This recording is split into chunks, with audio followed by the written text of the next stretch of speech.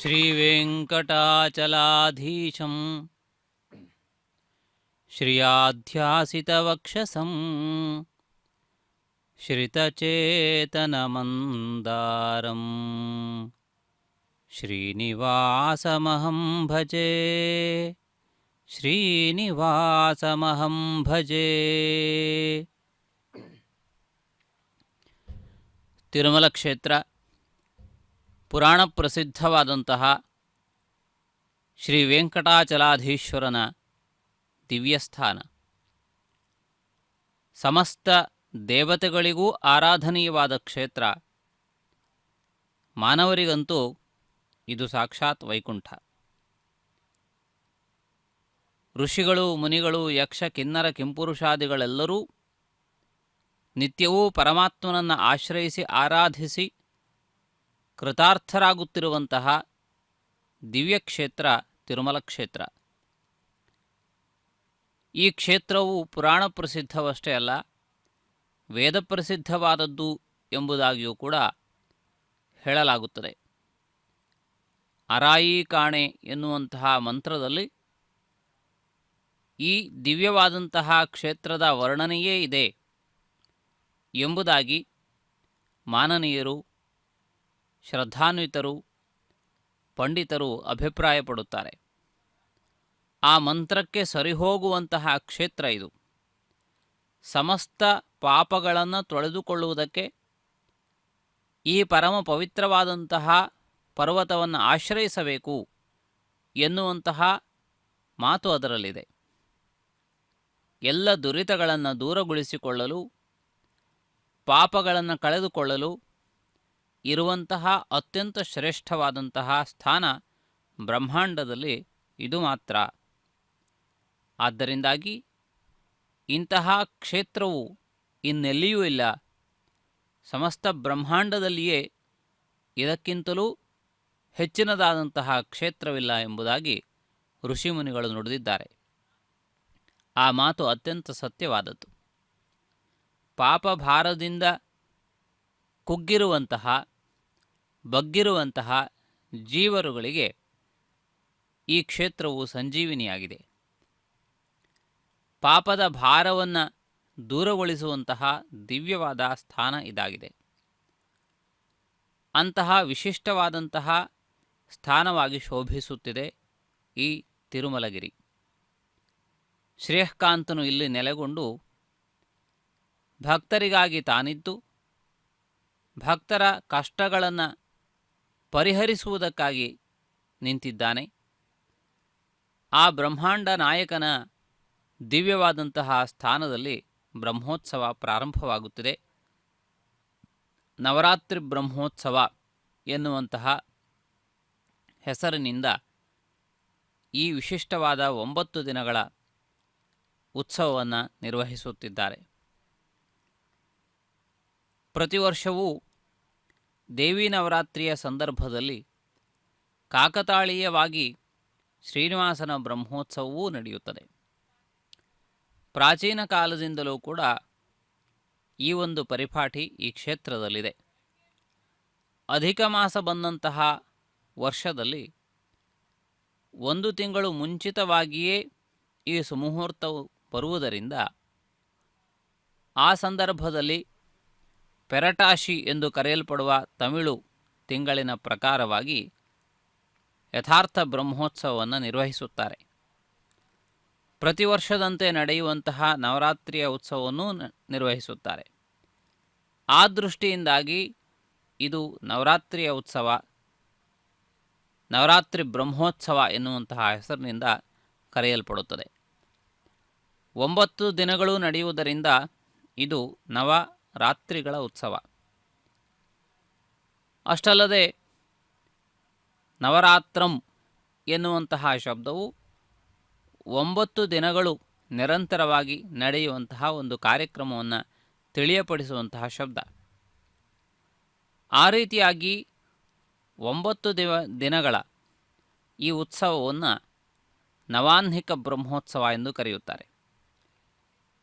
ನವಾಹ್ನಿಕ ಎನ್ನುವಂತಹ ಶಬ್ದವು 9 ದಿನಗಳು ಎನ್ನುವುದನ್ನು ತಿಳಿಯಪಡಿಸುತ್ತದೆ. ಆದರೆ ನವರಾತ್ರಿ ಎನ್ನುವಂತಹ ಶಬ್ದವು 9 ರಾತ್ರಿಗಳನ್ನು ತಿಳಿಯಪಡಿಸುತ್ತದೆ. ಈ ರಾತ್ರಿಗೂ ಈ ಉತ್ಸವಕ್ಕೂ ವಿಶೇಷವಾದ ಸಂಬಂಧವೇನೂ ಇಲ್ಲ. ಕೇವಲ ರಾತ್ರಿಯ ಉತ್ಸವಗಳಷ್ಟೇ ಅಲ್ಲದೆ ಹಗಲಿನ ಉತ್ಸವಗಳು ಕೂಡ ಇಲ್ಲೇ ನಡೆಯುವುದರಿಂದ ಈ ನವರಾತ್ರಿ ಉತ್ಸವ ಎನ್ನುವುದು ಜನರ ವಾಡಿಕೆಯಲ್ಲಿ ಬಂದಂತಹ ಮಾತು. ದೇವಿ ನವರಾತ್ರಿಯಲ್ಲಿ ಈ ಉತ್ಸವಗಳು ಬರುವುದರಿಂದಾಗಿ ಈ ಉತ್ಸವಗಳಿಗೆ ನವರಾತ್ರಿಯ ಉತ್ಸವ ಎಂದು ಕರೆಯುತ್ತಾರೆ. ವಾಸ್ತವದಲ್ಲಿ ಇದು ನವದಿನೋತ್ಸವ. ದಿನ ಎಂದರೆ ಹಗಲು ಎನ್ನುವಂತಹ ಅರ್ಥದ ಜೊತೆಗೆ ಹಗಲು ರಾತ್ರಿಗಳೂ ಕೂಡ ಗಣನೆಗೆ ಬರುತ್ತವೆ. ಆ ರೀತಿಯಾಗಿ ಈ ವಿಶಿಷ್ಟವಾದಂತಹ ಉತ್ಸವ 9 ದಿನಗಳದ್ದು. ಆಗಮಶಾಸ್ತ್ರದಲ್ಲಿ ಇದನ್ನು ನವಾಹ್ನಿಕ ಬ್ರಹ್ಮೋತ್ಸವ ಎಂದು ಕರೆದಿದ್ದಾರೆ. ಆತ್ಮೀಯ ವೀಕ್ಷಕರೇ, ವಿಶೇಷವಾದಂತಹ ಆಯುಧಧಾರಿಯಾಗಿ ಶಂಖಚಕ್ರಾದಿ ಅಲಂಕಾರಗಳೊಂದಿಗೆ ಶೋಭಿಸುತ್ತಿರುವಂತಹ ಈ ಮಹನೀಯ ಮೂರ್ತಿ ಮಹಾವಿಷ್ಣುವಿನ ಪ್ರತಿರೂಪದಂತೆ ದ್ಯೋತಕವಾಗುತ್ತಿದ್ದರೂ ಈ ವಿಶೇಷವಾದಂತಹ ವೈಭವದೊಂದಿಗೆ ಮೆರೆಯುತ್ತಿರುವ ಈ ಮಹನೀಯನು ಮಹಾವಿಷ್ಣುವಿನ ಸೇನಾಧಿಪತಿ. ವಿಶ್ವಕ್ಸೇನ ಎನ್ನುವಂತಹ ವಿಶಿಷ್ಟವಾದಂತಹ ಹೆಸರಿನಿಂದ ಶೋಭಿಸುತ್ತಿದ್ದಾನೆ. ವಿಶ್ವವೆಲ್ಲೆಡೆ ಅವನ ಸೈನ್ಯವಿದೆ. ಆ ಸೈನ್ಯಕ್ಕೆ ಇವನು ಅಧಿಪತಿ. ಪರಮಾತ್ಮನ ಆಜ್ಞಾಧಾರಿ. ಪರಮಾತ್ಮನ ಸಂಕಲ್ಪವನ್ನು ಕೂಡಲೇ ನೆರವೇರುವಂತೆ ಮಾಡುವಂತಹ ಕರ್ತವ್ಯದ ಭಾರವನ್ನು ಹೊತ್ತಿರುತ್ತಾನೆ. ವೈಕುಂಠದ ನಿತ್ಯ ನಿವಾಸದ ಭಾಗ್ಯವನ್ನು ಪಡೆದಂತಹ ಕೆಲವೇ ಕೆಲವರಲ್ಲಿ ಈ ವಿಶ್ವಕ್ಸೇನನು ಒಬ್ಬನಾಗಿದ್ದಾನೆ. ಅವನ ವೇತ್ರದಂಡದ ಭಯಕ್ಕೆ ದೇವತೆಗಳು ಕೂಡ ಕಂಪಿತರಾಗಿ ತಮ್ಮ ತಮ್ಮ ಕಾರ್ಯಗಳನ್ನು ಅಷ್ಟದಿಕ್ಕುಗಳಲ್ಲಿಯೂ ಕೂಡ ನಿರ್ವಹಿಸುತ್ತಾರೆ. ಆ ರೀತಿಯಾದಂತಹ ನಿರ್ವಹಣಾ ಸಾಮರ್ಥ್ಯದಿಂದ ಶೋಭಿಸುತ್ತಿರುವಂತಹ ವಿಶ್ವಕ್ಸೇನನು ಈ 9 ದಿನಗಳ ಉತ್ಸವದ ನಿರ್ವಹಣೆಗಾಗಿ, ಅದರ ಮೇಲ್ವಿಚಾರಣೆಗಾಗಿ ಹೊರಟಿದ್ದಾನೆ. ಎಲ್ಲ ಲೋಕಗಳ ಅಧಿನಾಯಕನಾಗಿರುವಂತಹ ಪರಮಾತ್ಮನ ಉತ್ಸವ ಯಾವುದೇ ವಿಧವಾದ ದೋಷಗಳು ಇಲ್ಲದೇ ಇರುವಂತಹ ರೀತಿಯಲ್ಲಿ ನಡೆಯಬೇಕು. ಅದಕ್ಕೆ ಬೇಕಾದಂತಹ ವಿಧಿವಿಧಾನಗಳನ್ನು ನಿರ್ದೇಶಿಸುತ್ತಾನೆ ಈ ವಿಶ್ವಕ್ಸೇನ. ಗದಾದ್ಯಾಯುಧಗಳು ಆ ಸೇನಾಧಿಪತ್ಯದ ಚಿಹ್ನೆಗಳು. ಪರಮಾತ್ಮನಿಗಿರುವಂತಹ ಶಂಖಚಕ್ರಾದಿ ಚಿಹ್ನೆಗಳನ್ನು ಕೂಡ ಧಾರಣೆ ಮಾಡಿರುವುದು ಸಾರೂಪ್ಯ ಮುಕ್ತಿಯನ್ನು ಹೊಂದಿದಂತಹ ಭಕ್ತರಿಗೆ ಇರುವಂತಹ ಚಿಹ್ನೆಗಳು. ಪರಮಾತ್ಮನ ಸಾಲೋಕ್ಯ ಅಂದರೆ ವೈಕುಂಠಲೋಕದ ನಿವಾಸದ ಜೊತೆಗೆ ಪರಮಾತ್ಮನ ಸಾರೂಪ್ಯ, ಭಗವಂತನಂತಹ ಒಂದು ರೂಪವನ್ನು ಧರಿಸಿರುವಂತಹ ಆ ಭಾಗ್ಯವೂ ಕೂಡ ವಿಶ್ವಕ್ಸೇನನಿಗೆ ಪ್ರಾಪ್ತವಾಗಿದೆ ಎನ್ನುವುದಕ್ಕೆ ಚಿಹ್ನೆ. ಆದ್ದರಿಂದಾಗಿ ಪರಮಾತ್ಮನ ಯಾವೆಲ್ಲ ಆಯುಧಗಳು ಇವೆಯೋ ಅವೆಲ್ಲವೂ ಕೂಡ ವಿಶ್ವಕ್ಸೇನನಲ್ಲಿ ಕಂಡುಬರುತ್ತಿವೆ. ಆ ರೀತಿಯಾಗಿ ಈ ವಿಶ್ವಕ್ಸೇನನು ವಿಶೇಷವಾದಂತಹ ವೈಭವದೊಂದಿಗೆ ಮೆರವಣಿಗೆಯಲ್ಲಿ ಶೋಭಿಸುತ್ತಾ ಇಂದಿನ ಅಂಕುರಾರ್ಪಣೆಯ ಕಾರ್ಯಕ್ರಮದಲ್ಲಿ ಭಾಗಿಯಾಗುತ್ತಾ, ಅಂಕುರಾರ್ಪಣೆಯೇ ಪ್ರಥಮ ಕಾರ್ಯಕ್ರಮವಾದ್ದರಿಂದ ಅದರ ಮೇಲ್ವಿಚಾರಣೆಯೊಂದಿಗೆ 9 ದಿನಗಳ ಈ ಒಂದು ಉತ್ಸವದ ಎಲ್ಲ ವಿಧವಾದಂತಹ ಹೊಣೆಯನ್ನು ಅಲ್ಲಿರುವಂತಹ ದಿಕ್ಪಾಲಕರುಗಳಿಗೆ ಹಾಗೂ ಉಪದಿಕ್ಕುಗಳನ್ನು ಪರಿಪಾಲಿಸುವಂತಹ ದೇವತಾ ಸಮೂಹಗಳಿಗೂ ಕೂಡ ಒಪ್ಪಿಸುತ್ತಾನೆ. ಅವರೆಲ್ಲರನ್ನೂ ಜಾಗರೂಕಗೊಳಿಸುತ್ತಾನೆ. ಆಯಾ ದಿಕ್ಕಿನಲ್ಲಿರುವಂತಹ ದೇವತೆಗಳು ಈ ಕ್ಷೇತ್ರದ ಉತ್ಸವದ ದಿಕ್ಕುಗಳಲ್ಲಿಯೂ ಕೂಡ ಇದ್ದು ಈ ಉತ್ಸವವು ಅತ್ಯಂತ ಪರಿಶುದ್ಧವಾಗಿ, ಶಾಸ್ತ್ರಬದ್ಧವಾಗಿ, ಭಗವತ್ ಪ್ರೀತಿಕರವಾಗಿ ನಡೆಯುವಂತೆ ನೋಡಿಕೊಳ್ಳುತ್ತಾರೆ. ಇದೆಲ್ಲವೂ ಕೂಡ ದೇವತೆಗಳಿಗೆ ಸಂಬಂಧಪಟ್ಟಂತಹ ವ್ಯವಸ್ಥೆ. ಮಾನವರಿಗೆ ಸಂಬಂಧಪಟ್ಟ ವ್ಯವಸ್ಥೆಗಳನ್ನು ತಾವು ನೋಡುತ್ತಲೇ ಇದ್ದೀರಿ. ವಿಶೇಷವಾದಂತಹ ಪುಷ್ಪಾಲಂಕಾರಗಳು, ರಂಗವಲ್ಲಿಗಳು, ಅನೇಕ ವಿಧವಾದಂತಹ ಪತ್ರಗಳಿಂದ, ಫಲಗಳಿಂದ ಮಾಡಿದಂತಹ ಅಲಂಕಾರಗಳು, ಇವೆಲ್ಲವೂ ಕೂಡ ಮಾನವರ ಕಣ್ಣುಗಳನ್ನು ತಣಿಸುವುದಕ್ಕೆ ಇದ್ದಂಥದ್ದು. ದೇವತೆಗಳ ವ್ಯವಸ್ಥೆ ಮಂತ್ರಪೂರ್ವಕವಾಗಿ, ಶಾಸ್ತ್ರಬದ್ಧವಾಗಿ, ಆಗಮಸಿದ್ಧವಾಗಿ ನಡೆಯುವಂತಹ ಪ್ರಕ್ರಿಯೆಗಳು. ಎಲ್ಲಿಯೂ ಕೂಡ ಲೋಪವಿಲ್ಲದೇ ಇರುವಂತೆ ದೇವತೆಗಳ ಸಾನ್ನಿಧ್ಯದಲ್ಲಿ ಋಷಿಮುನಿಗಳ ಸಂಕಲ್ಪದಂತೆ ಈ ಕಾರ್ಯಕ್ರಮಗಳು ನಡೆಯುತ್ತವೆ. ವಾಸ್ತವದಲ್ಲಿ ಈ ಬ್ರಹ್ಮೋತ್ಸವವನ್ನು ನಾವು ಮಾಡಿಸುತ್ತಿದ್ದೇವೆ ಎನ್ನುವುದು ಭ್ರಮೆ ಮಾತ್ರ. ದೇವತೆಗಳು ಪರಮಾತ್ಮನಿಗಾಗಿ ಮಾಡಿಸುತ್ತಿರುವ, ನಡೆಸಿಕೊಡುತ್ತಿರುವ ಈ ಉತ್ಸವದಲ್ಲಿ ನಾವು ಹೊಸ ಬಟ್ಟೆಗಳನ್ನು ತೊಟ್ಟು ಸಂಭ್ರಮದಿಂದ ಭಾಗಿಗಳಾಗುತ್ತಿದ್ದೇವೆ ಎನ್ನುವುದು ಸತ್ಯ. ದೇವತಾ ಸಂಕಲ್ಪದಂತೆ ಇವೆಲ್ಲವೂ ನಡೆಯುತ್ತವೆಯೇ ಹೊರತಾಗಿ ಮಾನವ ಸಂಕಲ್ಪದಂತೆ ಅಲ್ಲ. ಮಾನವರ ಸಂಕಲ್ಪವು ಅತ್ಯಂತ ದುರ್ಬಲವಾದದ್ದು. ದೇವತೆಗಳ ಚಿಂತನೆ ಸತ್ಯವಾದದ್ದು, ಸಬಲವಾದದ್ದು. ಅಂತಹ ಪ್ರಬಲವಾದಂತಹ ಅವರ ಸಂಕಲ್ಪದಂತೆ ನಡೆಯುತ್ತಿರುವ ಈ ಉತ್ಸವದಲ್ಲಿ ನಾವೆಲ್ಲರೂ ಭಾಗಿಗಳಾಗಿ ಆ ಪರಮಾತ್ಮನ ಅನುಗ್ರಹಕ್ಕೆ ಪಾತ್ರಭೂತರಾಗುತ್ತಿದ್ದೇವೆ. ಇದು ನಮ್ಮ ಅದೃಷ್ಟ, ಇದು ನಮ್ಮ ಭಾಗ್ಯ. ಆದ್ದರಿಂದ ಎಲ್ಲ ದೇವತೆಗಳ ಅನುಗ್ರಹವನ್ನು ಪ್ರಾರ್ಥಿಸುತ್ತಾ ಈ 9 ದಿನಗಳ ನವಾಹ್ನಿಕ ಬ್ರಹ್ಮೋತ್ಸವವು ಎಲ್ಲರ ಮನಸ್ಸಿನಲ್ಲಿಯೂ ಕೂಡ ಶುದ್ಧ ಸಂಕಲ್ಪಗಳನ್ನು ತುಂಬಲಿ, ದುರ್ಭಾವನೆಗಳನ್ನು ಹೋಗಲಾಡಿಸಲಿ, ಪಾಪ ಪಂಕಿಲವನ್ನು ತೊಳೆಯಲಿ ಎಂಬುದಾಗಿ ಪ್ರಾರ್ಥಿಸುತ್ತಾ ನಾವೀ ಕಾರ್ಯಕ್ರಮದಲ್ಲಿ ಭಾಗಿಗಳಾಗೋಣ. ಅಂಕುರಾರ್ಪಣೆಯ ವಿಧಿವಿಧಾನಗಳು ಯಜ್ಞಶಾಲೆಯಲ್ಲಿ ಪೂರ್ತಿ ಪ್ರಮಾಣದಲ್ಲಿ ನಡೆಯುತ್ತವೆ. ಹುತ್ತದ ಮಣ್ಣನ್ನು ಅಗೆದು ತರುತ್ತಾರೆ. ಅದಕ್ಕಿಂತಲೂ ಮುಂಚಿತವಾಗಿ ಭೂದೇವಿಯ ಚಿತ್ರವನ್ನು ಭೂಮಂಡಲದಲ್ಲಿ ಬರೆದು ವಸ್ತ್ರಾದಿಗಳಿಂದ ಅಲಂಕರಿಸಿ ಭೂಮಾತೆಯನ್ನು ಪ್ರಾರ್ಥಿಸಿ, ಅವನು ಭೂಪತಿಯಾದ್ದರಿಂದ ಆ ಭೂದೇವಿಯ ಒಂದು ಪ್ರಾರ್ಥನೆಯೊಂದಿಗೆ ಆ ಮೃತ್ತಿಕೆಯನ್ನು ಸಂಗ್ರಹಿಸುತ್ತಾರೆ. ಶುದ್ಧವಾದಂತಹ ಆ ಮೃತ್ತಿಕೆಯನ್ನು ಬಂಗಾರದ ಪಾತ್ರೆಯಲ್ಲಿ ಇರಿಸಿಕೊಂಡು ತಲೆಯ ಮೇಲೆ ಹೊತ್ತುಕೊಂಡು ಅತ್ಯಂತ ಪವಿತ್ರವಾಗಿ ಭೂಸೂಕ್ತ ಹಾಗೂ ಮತ್ತಿತರ ಮಂತ್ರಗಳನ್ನು ಪಠಿಸುತ್ತಾ ಅನೇಕ ವಿಧವಾದ ವಾದ್ಯ ಹಾಗೂ ಮತ್ತಿತರ ಮೆರವಣಿಗೆಯ ಶೋಭೆಗಳೊಂದಿಗೆ ಯಜ್ಞಶಾಲೆಗೆ ಆಗಮಿಸುತ್ತಾರೆ. ಇದೆಲ್ಲವೂ ಕೂಡ ತೆರೆಯ ಮರೆಯಲ್ಲಿ ನಡೆಯುವಂತಹ ಪ್ರಕ್ರಿಯೆಗಳು. ಆದ್ದರಿಂದ ಇವುಗಳನ್ನು ನೇರವಾಗಿ ನೋಡಲು ಸಾಧ್ಯವಿಲ್ಲ. ಅವುಗಳನ್ನು ಮನಸ್ಸಿನಲ್ಲಿಯೇ ಆ ವಿಷಯಗಳನ್ನು ತಿಳಿದುಕೊಳ್ಳುತ್ತಾ ಅಂಕುರಾರ್ಪಣೆಯಲ್ಲಿ ನಾವೆಲ್ಲರೂ ಭಾಗಿಗಳಾಗೋಣ. ಯಜ್ಞಶಾಲೆಯಲ್ಲಿ ಸಾಮಾನ್ಯವಾಗಿ 5, 9 ಹೀಗೆ ವಿವಿಧ ಸಂಖ್ಯೆಯಲ್ಲಿ ಇರುವಂತಹ ಮೃತ್ಪಾತ್ರೆಗಳಲ್ಲಿ, ಮಣ್ಣಿನ ಪಾತ್ರೆಗಳಲ್ಲಿ ಅಂಕುರಾರ್ಪಣೆಯ ವಿಧಿವಿಧಾನಗಳನ್ನು ನೆರವೇರಿಸುತ್ತಾರೆ. ದಿಕ್ಪಾಲಕರುಗಳು ಹಾಗೂ ಬ್ರಹ್ಮ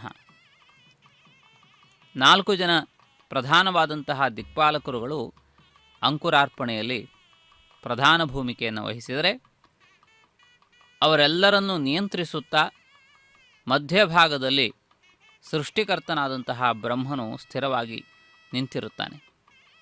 ಅವನ ಸುತ್ತಲೂ ದಿಕ್ಪಾಲಕರುಗಳು ಪ್ರತಿಷ್ಠಾಪಿತರಾಗುತ್ತಾರೆ. ಅಷ್ಟಲ್ಲದೆ ಅಂಕುರಾಭಿಮಾನಿ ದೇವತೆಗಳು ಎಂದು ಕರೆಯಲ್ಪಡುವಂತಹ ಅಂಕುರಾಭಿಮಾನಿ ದೇವತೆಗಳ ಸಮೂಹವೇ ಇಲ್ಲಿ ಆಹ್ವಾನಿಸಲ್ಪಡುತ್ತದೆ.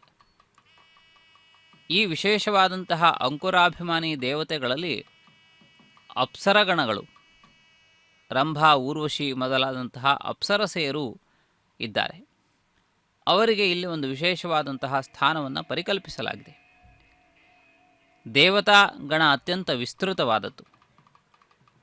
ಅದರಲ್ಲಿ ಇಂದ್ರ, ಅಗ್ನಿ, ಯಮ, ನಿರಋತಿ, ವಾಯು ಮೊದಲಾದಂತಹ ದೇವತೆಗಳು ಪ್ರಥಮ ಸ್ಥಾನದಲ್ಲಿ ಮುಂದಿನ ಮುಂಚೂಣಿಯಲ್ಲಿದ್ದರೆ,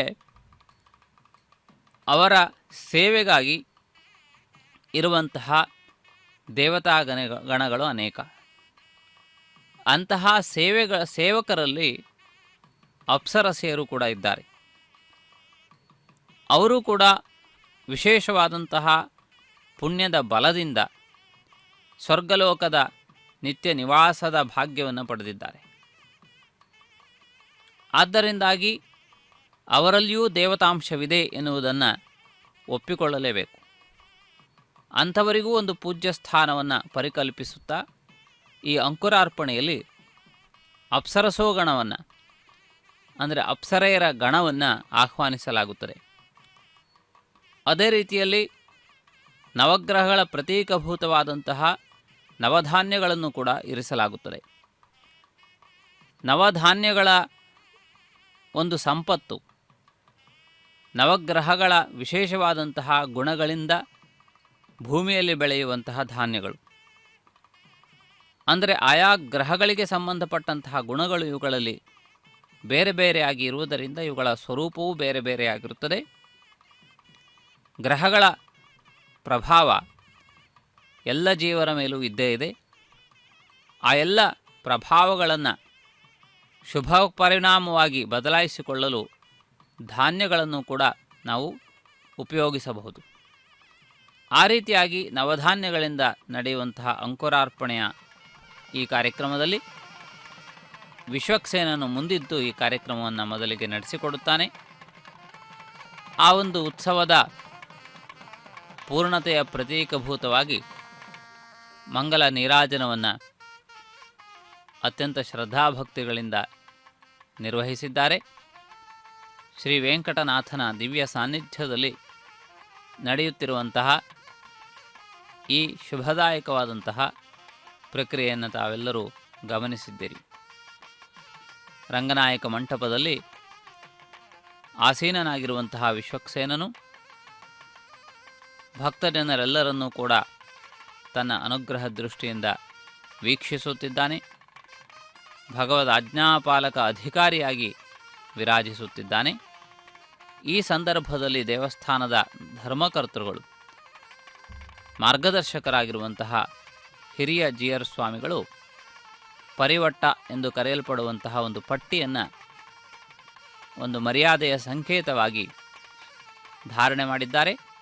ಅವರಿಗೆ ಪರಮಾತ್ಮನ ಪಾದುಕೆಗಳನ್ನು ಒಪ್ಪಿಸುತ್ತಾ ಆ ಭಗವಂತನ ಒಂದು ಆಶೀರ್ವಾದವನ್ನು ಅವರಿಗೆ ನಿವೇದಿಸಿದ್ದಾರೆ ಅರ್ಚಕರು.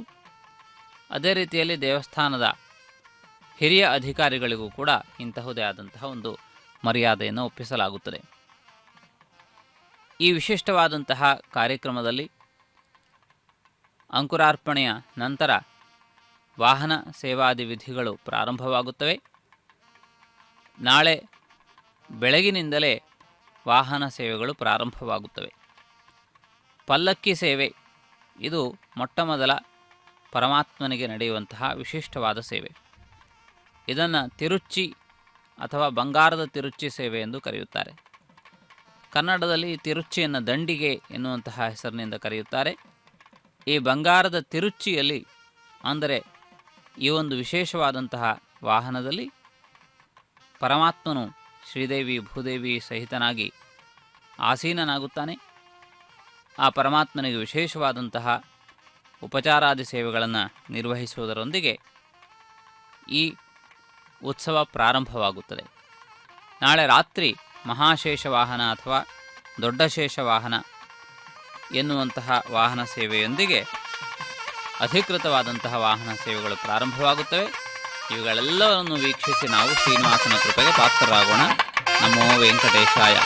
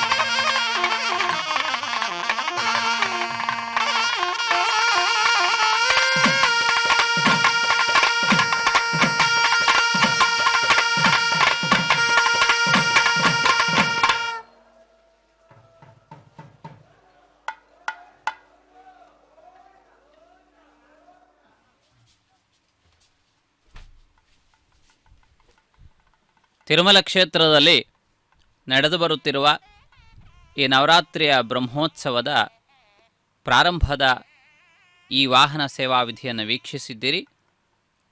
ವಿಶ್ವಕ್ಸೇನನ ದಿವ್ಯವಾದಂತಹ ಉತ್ಸವ ಸೇವೆ ಇದಾಗಿದೆ. ಪರಮಾತ್ಮನ ಸೇನಾನಾಯಕನಾಗಿ, ಎಲ್ಲ ಉತ್ಸವಗಳ ಅತ್ಯದ್ಭುತವಾದಂತಹ ನಿರ್ವಾಹಕನಾಗಿ, ಪರಮಾತ್ಮನ ಅತ್ಯಂತ ಸನ್ನಿಹಿತ ಸೇವಕನಾಗಿ ವಿರಾಜಮಾನನಾಗಿರುವಂತಹ ವಿಶ್ವಕ್ಸೇನನು ಈ ವಾಹನದ ಪ್ರಾರಂಭದಲ್ಲಿ ನಮಗೆಲ್ಲರಿಗೂ ಆನಂದವನ್ನು ತುಂಬಿದ್ದಾನೆ, ವಿಶ್ವಾಸವನ್ನು ತುಂಬಿದ್ದಾನೆ. ಪರಮಾತ್ಮನ ದಿವ್ಯವಾದಂತಹ ವಾಹನ ಸೇವಾ ವಿಧಿಗಳನ್ನು ನಿರ್ವಹಿಸುವುದಕ್ಕೆ ಬೇಕಾದಂತಹ ವ್ಯವಸ್ಥೆಗಳನ್ನು ಪರಿಶೀಲಿಸಿದ್ದಾನೆ. ದೇವತೆಗಳಿಗಿರುವಂತಹ ಶಕ್ತಿ ಅತ್ಯಂತ ವಿಶಿಷ್ಟವಾದದ್ದು. ಅವರು ಮಾತನಾಡಬೇಕಾದದ್ದಿಲ್ಲ, ನೋಡಬೇಕಾದದ್ದಿಲ್ಲ, ಕೇಳಬೇಕಾದದ್ದಿಲ್ಲ, ನಡೆದಾಡಬೇಕಾದದ್ದಿಲ್ಲ. ದೇವತೆಗಳು ಕೇವಲ ಸಂಕಲ್ಪ ಮಾತ್ರದಿಂದ ಕಾರ್ಯವನ್ನು ಸಾಧಿಸಬಲ್ಲಂತಹ ಸಿದ್ಧರು. ಅವರು ಮಾನವರ ಕಣ್ಣುಗಳಿಗೆ ಗೋಚರರಾಗುವಂತಹವರಲ್ಲ. ಅವರ ಶರೀರವೇ ದಿವ್ಯವಾದದ್ದು, ತೇಜೋಮಯವಾದದ್ದು. ಆದ್ದರಿಂದ ಈ ಕಣ್ಣುಗಳು ದೇವತೆಗಳನ್ನು ಗುರುತಿಸುವಂತಹ ಶಕ್ತಿಯನ್ನು ಪಡೆದಿಲ್ಲ. ಆದ್ದರಿಂದ ದೇವತೆಗಳ ದರ್ಶನ ನಮಗೆ ಮೂರ್ತಿಗಳ ರೂಪದಲ್ಲಿ ಮಾತ್ರವೇ ಆಗುತ್ತದೆಯೇ ಹೊರತು ಯಥಾರ್ಥದಲ್ಲಿ ಅವರ ತೇಜೋಮಯವಾದಂತಹ ಕಾಂತಿಪುಂಜ ರೂಪವಾದಂತಹ ಅವರ ಆ ಶರೀರವನ್ನು, ಕಾಯವನ್ನು ನಾವು ನೋಡಲು ಸಾಧ್ಯವಿಲ್ಲ. ನಮ್ಮಲ್ಲಿ ವಿಶೇಷವಾದಂತಹ ಅಂತಹ ಶಕ್ತಿ ಸಾಮರ್ಥ್ಯಗಳು, ತಪಸ್ಸು ಅಥವಾ ಸಿದ್ಧಿ ಇವುಗಳಿದ್ದರೆ ದೇವತೆಗಳ ಗಮನಾಗಮನಗಳನ್ನು ನಾವು ಕೂಡ ತಿಳಿಯಬಹುದು. ಅದು ಕಣ್ಣುಗಳಿಗೆ ಮಾತ್ರವೇ ಕಾಣಬೇಕೆಂದಿಲ್ಲ. ಮನಸ್ಸಿಗೆ ಗೋಚರವಾಗುವಂತಹ ವಿಶಿಷ್ಟವಾದ ಆ ದೇವತೆಗಳ ಶಕ್ತಿ ಸಾಮರ್ಥ್ಯಗಳು ನಮ್ಮ ಅನುಭವಕ್ಕೆ ಬರುತ್ತವೆ. ಆ ರೀತಿಯಾಗಿ ದೇವತೆಗಳು ಈ ಕ್ಷೇತ್ರದಲ್ಲಿ ನಿತ್ಯವೂ ನಡೆದಾಡುತ್ತಾರೆ ಎನ್ನುವುದು ಅಂತಹ ಸಿದ್ಧಿಯನ್ನು ಪಡೆದಿರುವಂತಹ ಸಿದ್ಧಪುರುಷರು ಕಂಡು ನುಡಿದಂತಹ ಮಾತುಗಳು. ಆ ರೀತಿಯಾಗಿ ಈ ಕ್ಷೇತ್ರವು ಅತ್ಯಂತ ಪವಿತ್ರವಾದದ್ದಾಗಿದೆ. ಆ ಎಲ್ಲ ದೇವತೆಗಳ ಅನುಗ್ರಹವೂ ನಮಗಿರಲಿ. ದೇವತೆಗಳಿಗೆ ದೇವನಾಗಿರುವಂತಹ ಪರಮಾತ್ಮನ ಅನುಗ್ರಹವೂ ಕೂಡ